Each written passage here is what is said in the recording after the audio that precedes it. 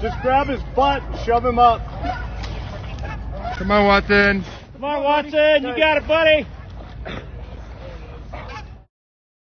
Good morning. Lieutenant Sean Cummings, South Metro Fire Rescue, partnering with Drenan's Dreams Foundation, bringing awareness to the risks and dangers associated with frozen bodies of water.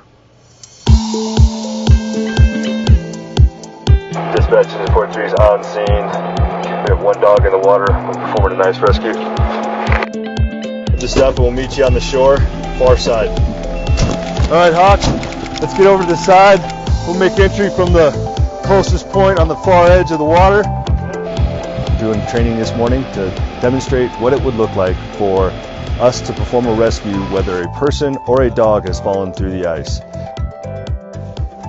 Engineer Cooper will be minding the rope, and Firefighter Hawkins will be heading into the water to demonstrate in his Ice Commander suit proper PPE and rope rescue to be able to go out and bring either a dog or person back in from a fall through the ice. This morning during our demonstration, I'll be remaining 10 feet away from the shore's edge as I'm not wearing a personal flotation device.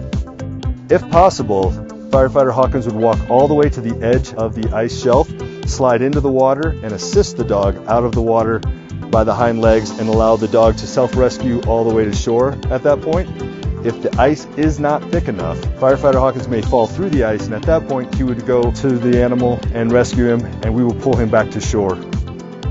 Engineer Cooper is dressed with a personal flotation device, and he's got an animal control device to help secure the dog safely at the shore's edge so that we can turn it to the owner and put it back on leash.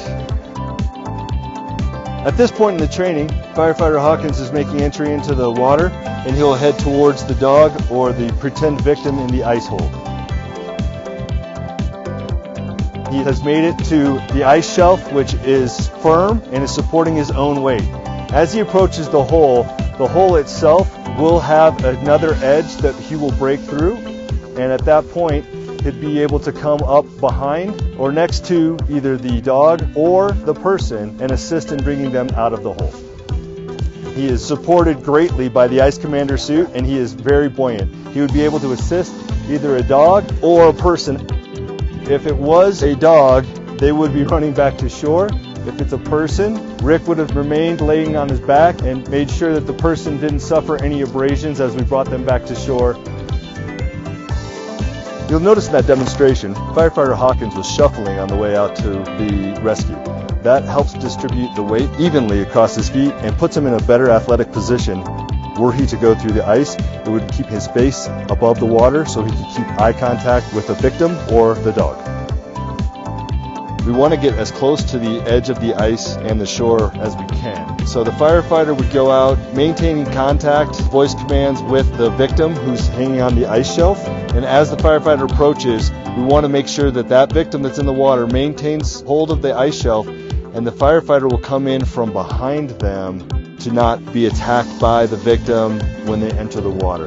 This allows us to make good body contact with the victim, secure them with the rope, and then be pulled to shore and to safety once that's been accomplished.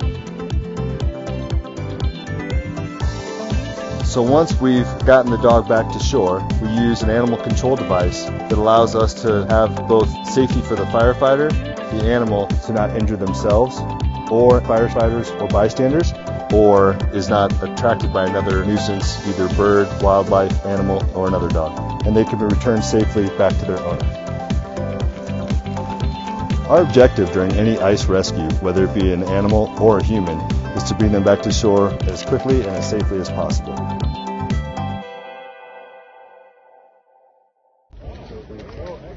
It's a considerable concern for us, and one of the reasons that we definitely want to get ahead of it and be proactive as opposed to being reactive to the emergency situation. Yeah, he is.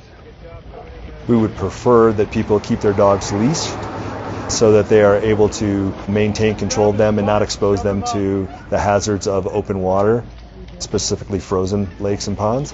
And then for ourselves, we want people to call 911 if they see an animal go through the ice so that they do not go through the ice by trying to rescue the animal and turn that into a larger rescue. Come on, Watson. Come on, Watson. You got it, buddy. Oh, there you go. All right. All right, just relax, Davey. Come here, Cujo. Good job, Watson. Come on, buddy. Oh, good boy. Yeah. Oh, good boy. Really, the situation that we're looking to avoid is having dogs off leash near ponds. Most parks that have walkways, bikeways, jogging trails that are great for exercising your dogs and taking them for a walk, they can be adjacent frozen bodies of water. So having them controlled on leash keeps them under control and off the ice so that they are not exposed to the dangers of falling through thin ice or going through an open spot within the water. You can see through this very clear, thin, fractured ice that it's unstable and not safe to walk on. It's actually liquid right there by the vegetation where it's very shallow. Both the ground itself and the lake provide heat at the edges. We'll get fractures and freezes and refreezes. There's several pieces of ice over here, as you can see, that have frozen and then broken free and then have refrozen. Currently, we're in a warm enough place and condition that this lake itself is clearly not safe to be on. The jurisdiction have an authority that has posted signs for everybody to stay off. There's open ice where waterfowl and birds have come in to either fish themselves or get drinks of water and rest. Those are attractive nuisances for dogs off leash, and that would be potential rescue for us if a dog were to chase the waterfowl out into the open area. So we encourage people to keep their dogs on leash so that they are in control and they stay safe and they're not exposed to an unnecessary risk.